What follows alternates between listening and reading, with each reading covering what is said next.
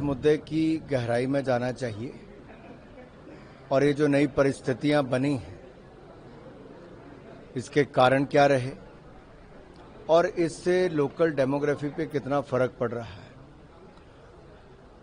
ये स्थानीय लोगों में जो रोष है उसके बहुत गंभीर कारण हैं और ऐसी अनेकों घटनाएं पिछले कुछ वर्षों में देखने को मिली हैं और मुझे लगता है इसकी गहराई में इसलिए जाना जरूरी है कि भविष्य में इस तरह के प्रयास आगे ना किए जाएं। चुनाव है हरियाणा में भी और जम्मू कश्मीर में भी। हरियाणा में दिनेश फोगाट ने कांग्रेस ज्वाइन कर लिया है, जम्मू में क्या हालात? मैं जम्मू कश्मीर के विधानसभा चुनाव से अभी आई हूं कैंपेन करके। लोगों का भारतीय जनता पार्टी की सरकार बनाने का मत है। धारा 370 की समाप्ति ने नए अवसर खड़े किए हैं, जहां एक और शांति आई है, खुशहाली आई है, भारी निवेश आया है और पर्यटकों की भी भरमार है, नए रिकॉर्ड बने हैं। वहीं पर जनता को जहां एक और महिलाओं को 18,000 रुपये साल के मिलेंगे, 3,000 रुपये बुजुर्गों को पेंशन के लिए मिलेंगे, बच्चों को कोचिंग के लिए 10,000 रुपये तो मुफ्त में लैपटॉप मिलेंगे। वहीं पर 5 लाख नौकरियां युवाओं को मिलने वाली हैं। लेकिन सबसे बड़ी बात यह है धारा 370 हटने का जो खुशी जम्मू कश्मीर में है और जो लोगों ने इसका फायदा देखा है कि पथरावबाजी बंद हो गई, अलगाववादी आतंकवादी घटनाओं में 70% कमी है, 70% कमी है। बबीता फोगाट ने आरोप लगाया कि उनकी बहन के बीच में दरार डालने की कोशिश की गई है। क्या कहें? जिन 3 परिवारों ने जम्मू कश्मीर को एक तरह से लूटा और सब सुख साधन अपने लिए किए, आज उनके उम्मीदवार हारते दिख रहे हैं। उमर जी पहले कहते थे मैं एक भी विधानसभा नहीं लड़ूंगा, अब 2-2 सीटों से उमर अब्दुल्ला जी लड़ रहे हैं और दोनों पे ही हालत खस्ता है। कभी उनको अफजल गुरु याद आते हैं, कभी कोई और याद आता है।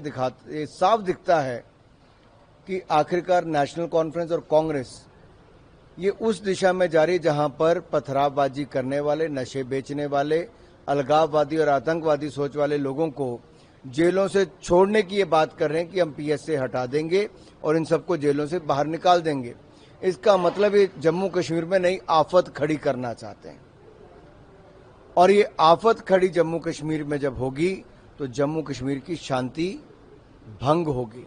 दूसरा ये कहते हैं धारा 370 को खत्म कर वापस लागू करेंगे। इससे स्पष्ट दिखता है कि बाबा साहब अंबेडकर के भी खिलाफ है और जम्मू कश्मीर के लोगों के भी। बाबा साहब अंबेडकर भी धारा 370 के पक्ष में नहीं थे और धारा 370 की अगर वापस बहाली जो कांग्रेस और नेशनल कॉन्फ्रेंस सोचती करेंगे तो इसका मतलब वो सोचते हैं कि जो वाल्मीकि समुदाय उसके हक छीन लेंगे, जो पाक अधिकृत जम्मू कश्मीर है उसके जो शरणार्थी हैं उनके हक छीन लेंगे, जो रिजर्वेशन मिली है गुजर बकरवाल से लेके SC ST समुदाय को उनका हक छीन लेंगे। राहुल गांधी जी ने तो विदेश में जाकर भी कह दिया कि वो रिजर्वेशन के विरोध में है। राहुल गांधी जी एक और रिजर्वेशन खत्म करना चाहते हैं, दूसरा इनकी पार्टी और परिवार ने लोकतंत्र की हत्या इमरजेंसी लगाकर की थी और संविधान में कई संशोधन पंडित नेहरू जी से लेकर इंदिरा गांधी जी और राजीव गांधी जी तक किए।